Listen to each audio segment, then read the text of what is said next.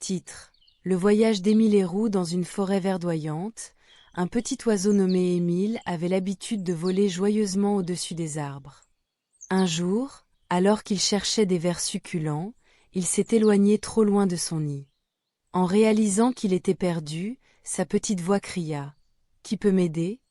Je veux retrouver mon chemin. » Tout en agitant ses ailes, Émile aperçut un renard rusé, nommé Roux, qui se léchait les babines près d'un ruisseau.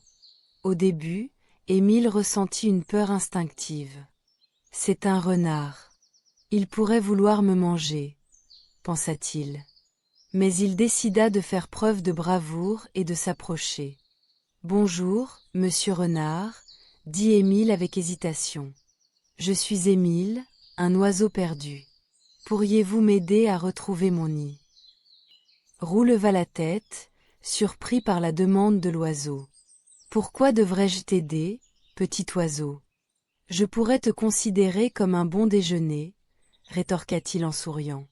Percé par sa détresse, Émile répondit: « Je comprends ta méfiance, mais si tu m'aides, je te promets de t'aider à trouver des fruits délicieux à l'avenir. Ensemble, nous pourrions nous apporter beaucoup l'un à l'autre. » Après un moment de réflexion, Roux, amusé par l'idée d'un échange, accepta. « Très bien, Émile, je t'aiderai. Mais si je t'attrape, ne dis pas que je ne t'ai pas prévenu. » Ils commencèrent donc leur aventure. Roux, agile et rusé, utilisait son sens de l'orientation pour naviguer à travers la forêt, tandis qu'Émile, avec sa vue perçante, repérait les éléments familiers de son chemin. Ensemble, ils traversèrent ruisseaux et collines, créant des liens inattendus. Au cours de leur voyage, Émile demanda: « Roux, pourquoi es-tu si solitaire? Ne souhaites-tu pas t'amuser avec d'autres animaux ?» Le renard soupira et répondit: « Je crains de ne pas être bienvenu. Les autres animaux me voient comme un prédateur. » Émile comprit alors que chaque créature avait ses propres défis. Il décida d'encourager Roux à s'ouvrir aux autres. « Peut-être que si tu étais amical et que tu montrais aux autres que tu veux être leur ami, ils te verraient différemment. » Roux prit les paroles d'Émile à cœur. Ils rencontrèrent des écureuils et des lapins sur leur chemin. Roux fit un effort pour être amical, partageant des histoires drôles avec eux. Émile, de son côté, chantait des chansons joyeuses qui égayaient l'atmosphère. Après plusieurs heures d'exploration, Émile remarqua une vieille branche tordue, empreinte de souvenirs. « C'est par ici, Roux. Mon nid est tout près, » s'écria-t-il avec joie. Finalement, ils arrivèrent à destination, et Émile, rempli de gratitude, remercia Roux pour toute l'aide. Tu es un ami précieux. Même un renard peut être un bon compagnon. Roux, touché, répondit: « Merci, Émile. J'ai appris que l'amitié n'a pas de frontières, même entre un oiseau et un renard. Je vais essayer de me faire des amis à l'avenir. » Et c'est ainsi qu'Émile et Roux devinrent des amis inséparables, prouvant à tous dans la forêt que la véritable amitié peut surmonter toutes les barrières et que parfois, les alliances les plus inattendues peuvent apporter les plus grandes leçons. Leçons de vie. Même ceux qui semblent différents peuvent devenir d'excellents amis si l'on fait preuve d'ouverture et de bienveillance. Titre: L'étoile de l'amitié. Il était une fois, dans un ciel infini, une petite étoile solitaire nommée Lumi. Lumineuse et pétillante, elle observait avec envie les étoiles du ciel qui brillaient en groupe, partageant des rires et de la joie. Elle rêvait de descendre sur terre pour se faire des amis. Un soir, Lumi décida de quitter son ciel et de descendre dans une belle vallée pleine de fleurs colorées et de doux ruisseaux. En atterrissant, elle brillait de mille feux, attirant rapidement l'attention des animaux. Un petit lapin, curieux, s'approcha et demanda: « Qui es-tu, brillante étoile ?» Lumi répondit avec enthousiasme: « Je suis Lumi, l'étoile solitaire. Je suis ici pour me faire des amis. » Les animaux, émerveillés par sa lumière, l'accueillirent avec joie. Cependant, malgré leur bonne volonté, Lumi se rendit vite compte que, bien qu'elle ait beaucoup de compagnons, elle se sentait toujours un peu seule. Les animaux étaient amusants, mais ils avaient leur propre vie et préoccupations. Un jour, alors qu'elle observait les étoiles dans le ciel, elle entendit un bruit de tristesse. Curieuse, elle suivit le son et découvrit une petite tortue nommée Zora, assise au bord du ruisseau, les larmes aux yeux. « Pourquoi es-tu si triste, Zora ?» Demanda Lumi. Zora répondit d'une voix chuchotante. « Je ne peux pas jouer avec les autres animaux comme eux. Je suis trop lente et ils ne semblent pas vouloir passer du temps avec moi. » Le cœur de Lumi se serra. Elle comprit alors que chacun avait ses propres insécurités et que l'amitié se construisait à partir des différences. Avec douceur, Lumi proposa « Que dirais-tu d'essayer de jouer ensemble ? Je suis une étoile et j'aimerais apprendre à connaître tes secrets. » Zora, surprise, accepta et ensemble, elles imaginèrent un jeu. Lumi éclairait le chemin et Zora se déplaçait lentement mais sûrement, en créant un labyrinthe de lumière et d'ombre. Peu à peu, d'autres animaux, fascinés, s'approchèrent. « Regarde comme elle s'amuse !» s'exclamèrent les animaux. Peu à peu, tous commencèrent à se joindre à elle. Les plus rapides jouaient à courir autour de Zora, qui, grâce à sa persévérance, trouva un nouveau rythme joyeux, tandis que Lumi, toujours brillante, les inspirait à respecter les différences de chacun. Ainsi, Lumi comprit que l'importance de l'amitié ne réside pas seulement dans le divertissement, mais dans l'acceptation des autres pour ce qu'ils sont. Quand les amis s'assemblent, chacun brille d'une manière unique, et l'amour fait resplendir encore plus leur lumière. À la fin de la journée, au moment où le soleil se couchait, Lumi réalisa qu'elle n'était plus solitaire. Elle avait trouvé de précieux amis en Zora et les autres animaux. Avec des larmes de joie dans les yeux, elle se mit à briller plus fort que jamais. De retour dans le ciel, Lumi avait appris une belle leçon. Elle comprit que l'amour et l'amitié brillent toujours plus fort quand on est ensemble, peu importe les différences. Et chaque fois qu'elle regardait vers la terre, elle se souvenait avec tendresse de sa précieuse aventure. Leçon de vie, la vraie amitié s'épanouit lorsque nous acceptons et célébrons nos différences. Ensemble, nous brillons plus fort. Titre : Le petit dragon courageux. Il était une fois, dans un royaume lointain, un petit dragon nommé Flamme. Flamme était un dragon pas comme les autres. Il avait des écailles iridescentes qui brillaient sous le soleil, mais il avait une grande peur de voler. Tous les dragons de son âge jouaient dans les cieux, exécutant des loopings et des pirouettes, tandis que Flamme restait sur le sol, regardant avec envie. Un jour, Flamme se promenait dans la forêt lorsqu'il entendit des pleurs. Intrigué et inquiet, il s'approcha et découvrit une petite souris prise au piège sous une branche tombée. La souris, se nommant Mimi, tremblait de peur, incapable de sortir. « Oh non! Aidez-moi, s'il vous plaît !» cria Mimi, les larmes aux yeux. Flamme voulait aider, mais il savait que pour soulever la branche, il devait voler un peu pour prendre de l'élan. La peur d'élever son corps dans les airs le paralysait. Mais en voyant l'angoisse de Mimi, quelque chose changea en lui.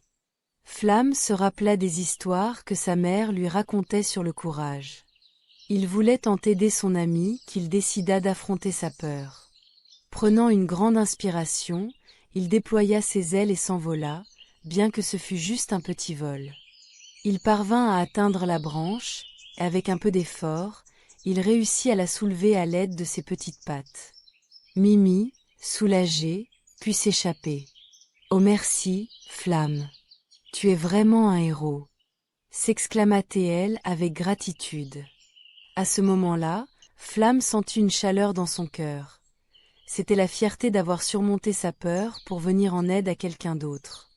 Une fois au sol, il se rendit compte qu'il ne s'était pas seulement libéré de sa peur, mais qu'il avait aussi découvert le vrai sens du courage. Flamme et Mimi devinrent de grands amis, et ensemble, ils formèrent un lien spécial. À chacune de leurs aventures, Flamme apprit à voler de plus en plus haut, avec Mimi qui l'encourageait à chaque instant. Leçon de vie. Parfois, Nos peurs semblent insurmontables, mais lorsque nous choisissons d'agir pour le bien des autres, nous découvrons en nous une force que nous ne soupçonnions pas. Le courage n'est pas l'absence de peur, mais la capacité à aller de l'avant malgré elle. Et ainsi, Flamme continua de voler, explorant les cieux avec confiance, un petit dragon devenu grand grâce à son amitié et à sa bravoure. Titre: L'abeille curieuse et le jardin magique. Il était une fois, dans un jardin enchanteur fleuri de toutes les couleurs, une petite abeille nommée Buzy. Buzy était bien plus qu'une simple abeille. Elle était curieuse et pleine d'énergie, toujours désireuse d'explorer les merveilles de son jardin. Un matin ensoleillé, Buzy décida de partir à l'aventure. Elle bourdonnait joyeusement entre les tulipes, les roses et les tournesols. En survolant un parterre de fleurs, elle rencontra Marguerite, une fleur pétillante qui dansait au gré du vent. « Bonjour, Buzy !» s'exclama Marguerite en agitant ses pétales. « Que fais-tu ici ? » « Je cherche à découvrir les secrets de ce jardin. » répondit Buzy, ému par la beauté de son environnement. « Alors, viens, je vais te montrer quelque chose de magique. » Invita Marguerite. Buzy se posa sur l'une des pétales de Marguerite et observa attentivement. « Que trouves-tu de si magique ici ? » demanda-t-elle. « Regarde comme je brille sous le soleil. Je suis pleine de nectar, et lorsque tu me visites, tu m'aides à grandir. Expliqua Marguerite. En pollinisant mes fleurs, tu encourages ma reproduction. » Buzy comprit que son travail était important non seulement pour elle, mais aussi pour les fleurs.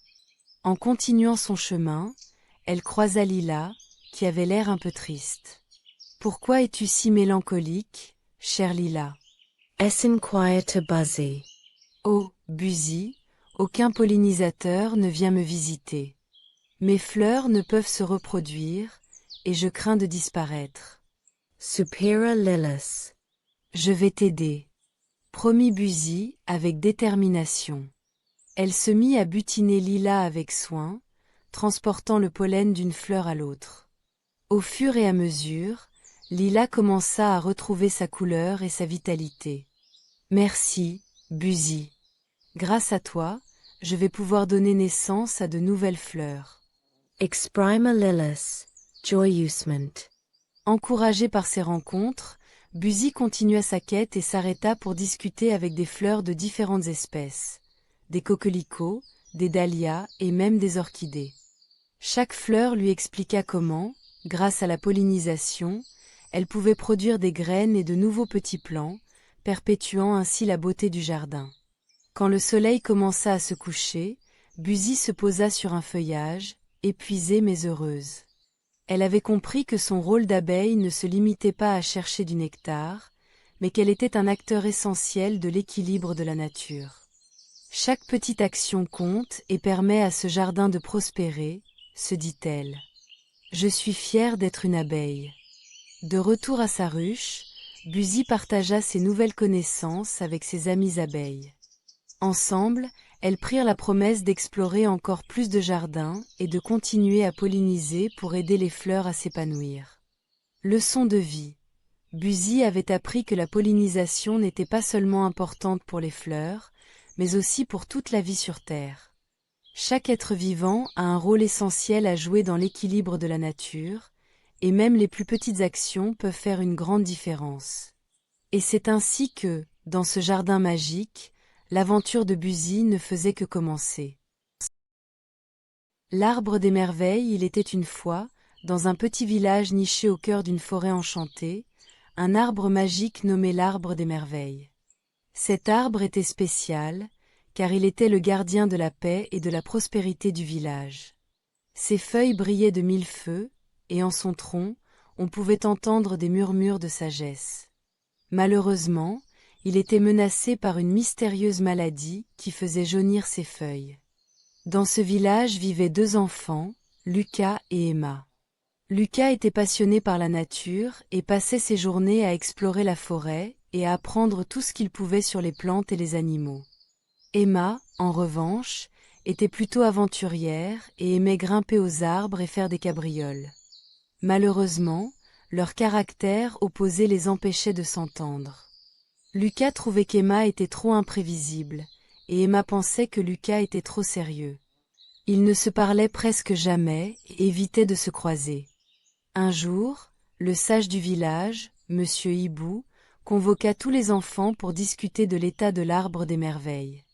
Il leur expliqua que l'arbre avait besoin de leur aide et que les remèdes pour sauver l'arbre se trouvaient dans une partie reculée de la forêt, protégée par des énigmes anciennes.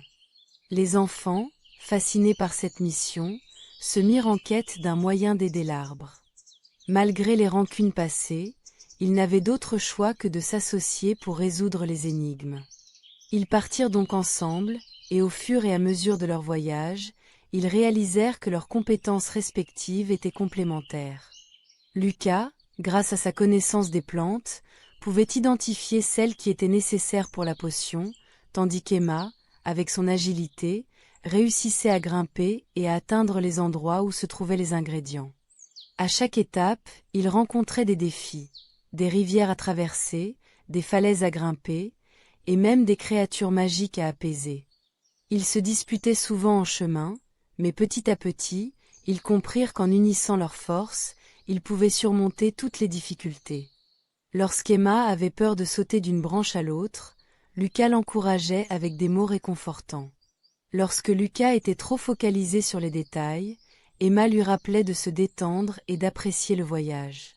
Enfin, après de nombreuses aventures, ils trouvèrent tous les ingrédients nécessaires. Avec les trouvailles qu'ils avaient faites, ils rentrèrent au village et préparèrent une potion en l'honneur de l'arbre des merveilles.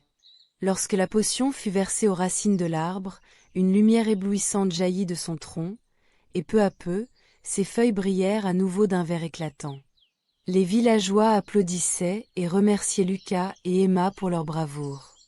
À partir de ce jour, Lucas et Emma devinrent les meilleurs amis, ayant appris l'importance de la coopération, du respect et de l'écoute.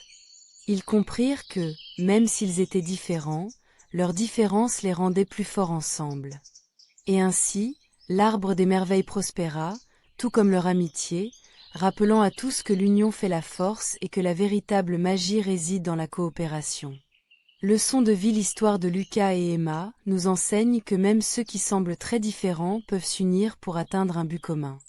La valeur de l'amitié et de la coopération est essentielle, car chaque individu a des talents uniques qui, lorsqu'ils sont combinés, peuvent créer une force inébranlable. Titre: L'étoile et la nuit. Il était une fois, dans un ciel lointain, une petite étoile nommée Luna. Malgré sa beauté et sa forme scintillante, Luna se sentait toujours moins brillante que les autres étoiles. Chaque nuit, elle observait la grande voie lactée qui scintillait de mille feux, et elle se disait « Pourquoi devrais-je briller si faiblement ?» Un soir, alors que Luna contemplait son reflet dans une petite étoile filante, elle remarqua une obscurité profonde dans un coin du ciel. C'était la nuit noire, qui s'était assoupie dans un coin joyeux mais triste. Intriguée, Luna décida de s'approcher.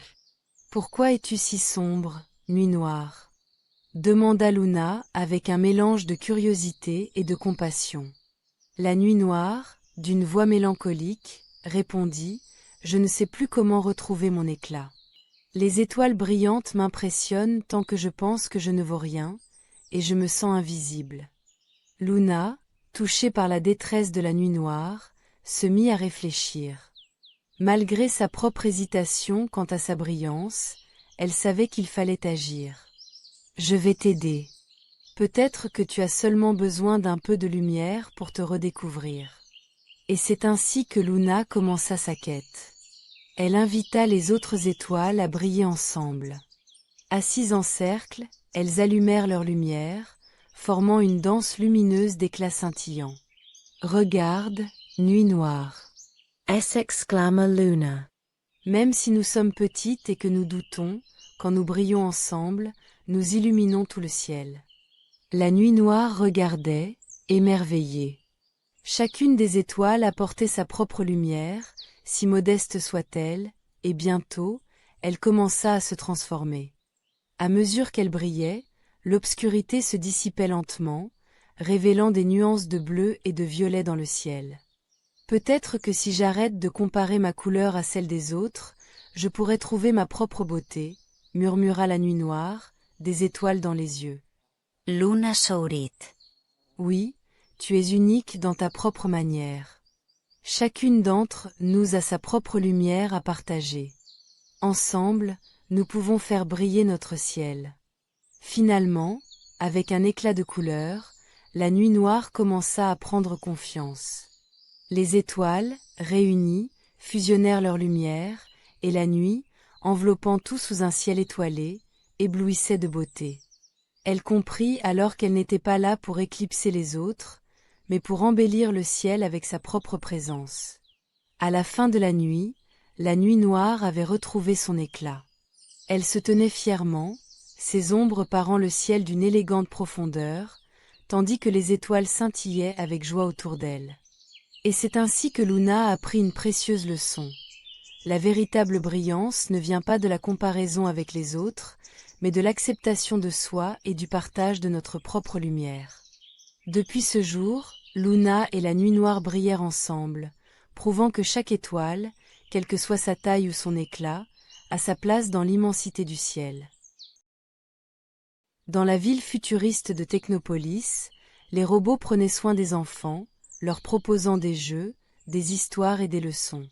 Les enfants adoraient leurs compagnons mécaniques, et tous semblaient vivre en parfaite harmonie. Parmi eux se trouvait Max, un petit garçon curieux et plein d'imagination, qui passait ses journées à explorer les rues colorées de la ville, toujours accompagné de son fidèle ami, un robot nommé Zip.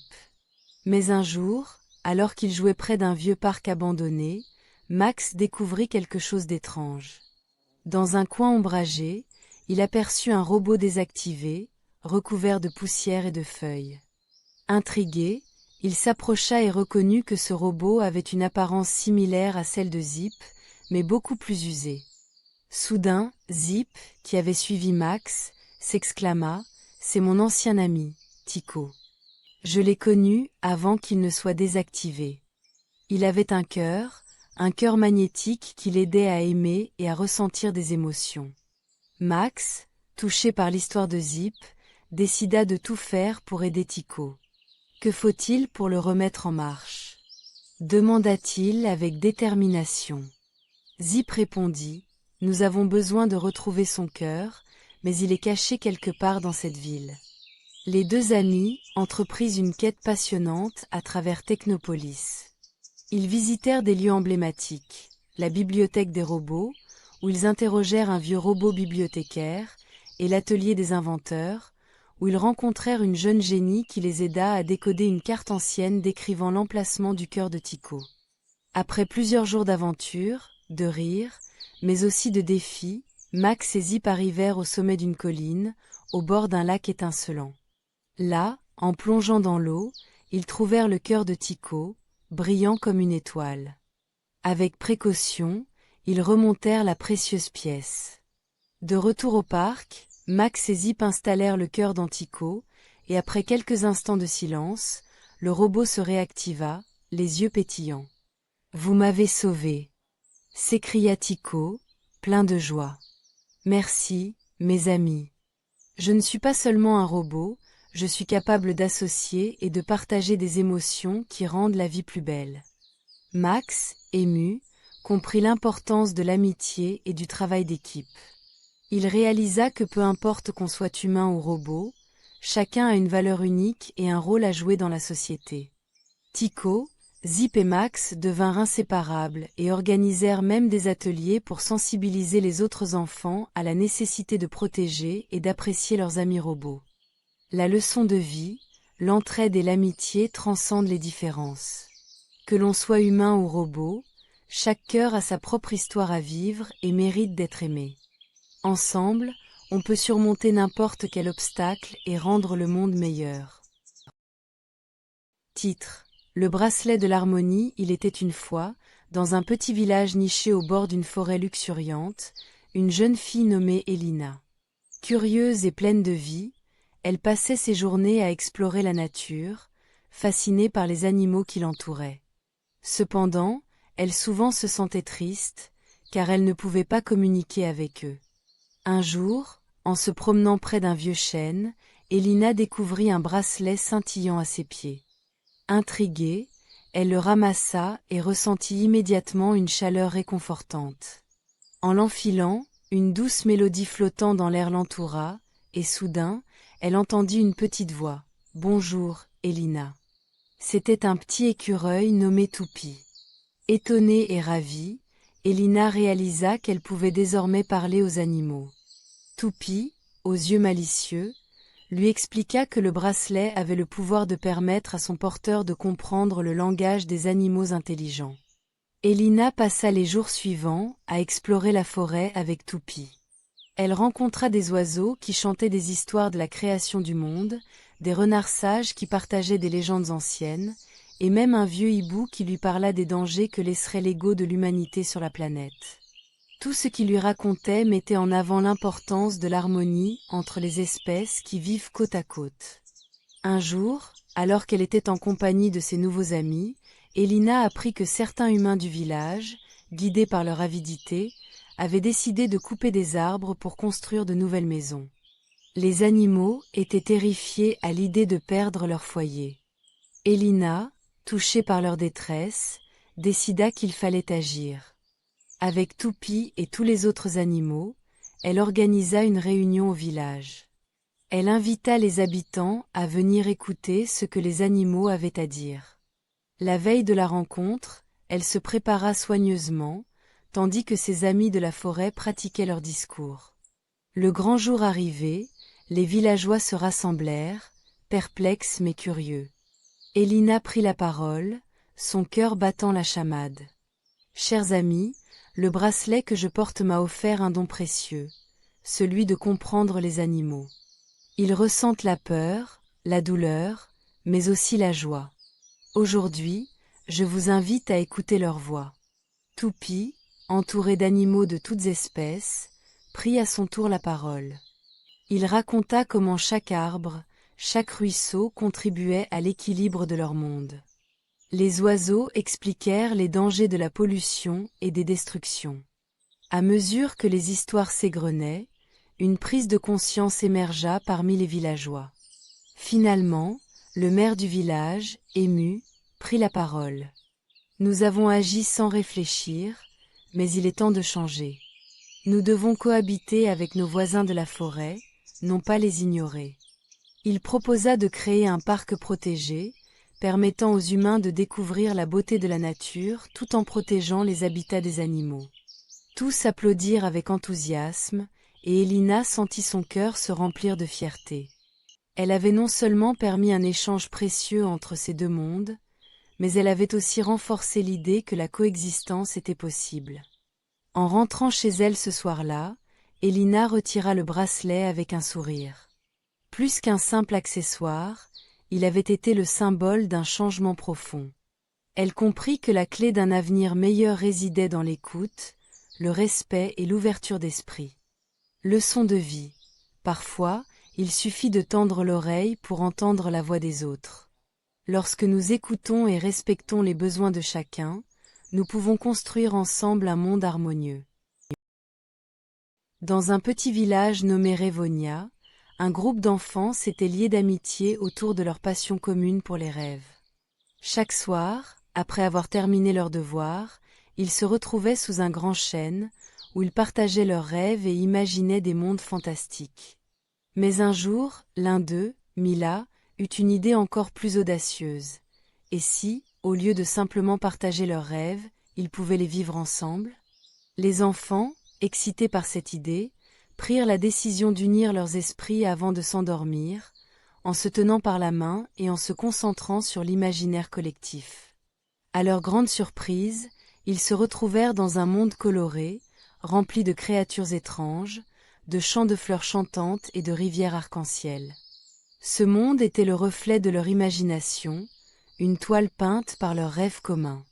Dans ce nouvel univers, ils rencontrèrent un sage hibou nommé Discernement, qui leur confia une quête, retrouver la clé de l'harmonie, cachée quelque part dans ce royaume enchanteur. Cette clé était essentielle pour maintenir l'équilibre entre les rêves et la réalité. Pour la trouver, ils devaient parcourir divers paysages, chacun représentant une valeur importante pour la vie. La confiance, l'empathie, le courage et la créativité. Le premier arrêt fut la vallée de la confiance, où des montagnes escarpées les défiaient. Chaque enfant devait exprimer ses peurs et ses doutes avant de pouvoir avancer. Grâce au soutien mutuel, ils réussirent à gravir la montagne, apprenant ainsi l'importance de croire en soi et en les autres. Poursuivant leur voyage, ils découvrirent la forêt de l'empathie, où chaque arbre était capable de raconter l'histoire des animaux qui l'entouraient. Ici, ils apprirent à écouter réellement les histoires des autres, à comprendre leurs sentiments, et à reconnaître que chacun a ses propres luttes.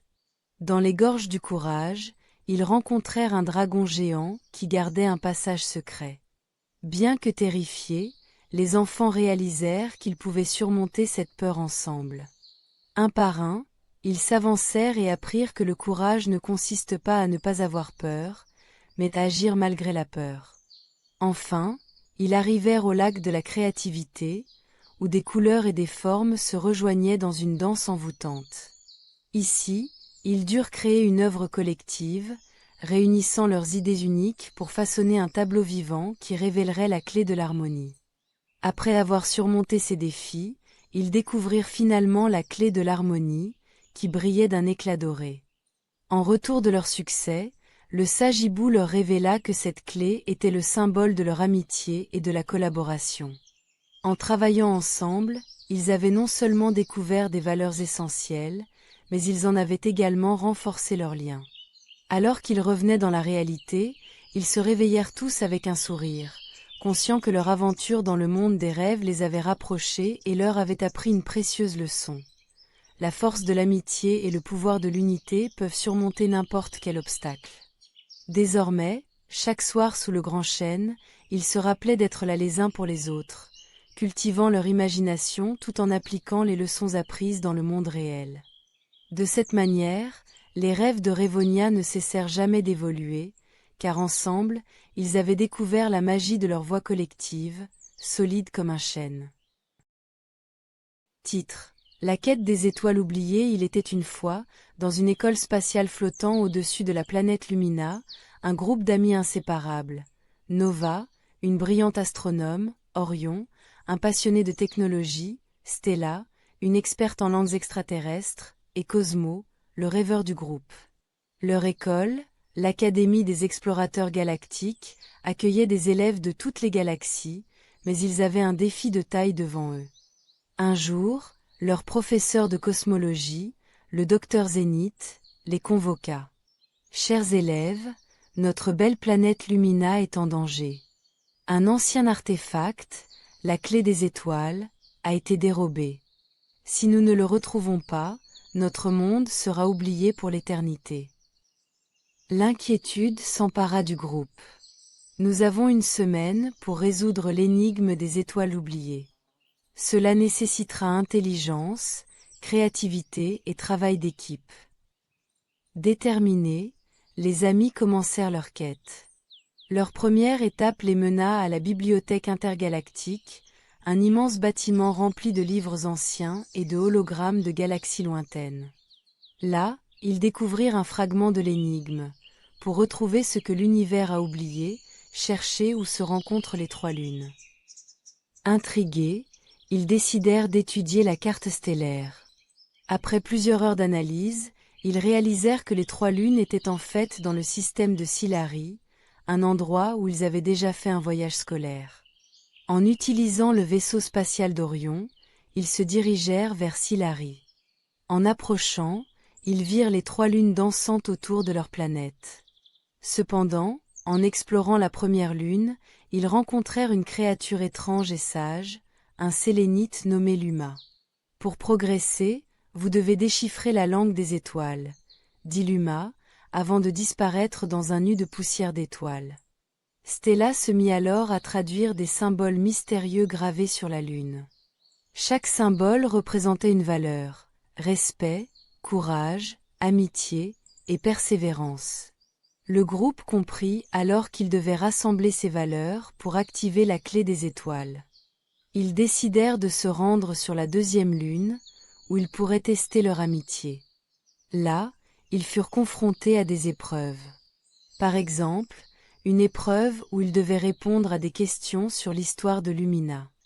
Chaque bonne réponse renforçait leur lien d'amitié et leur détermination. En réussissant à surmonter les obstacles, ils réalisèrent qu'ensemble, ils n'étaient pas seulement des amis, mais une équipe capable de surmonter n'importe quel défi.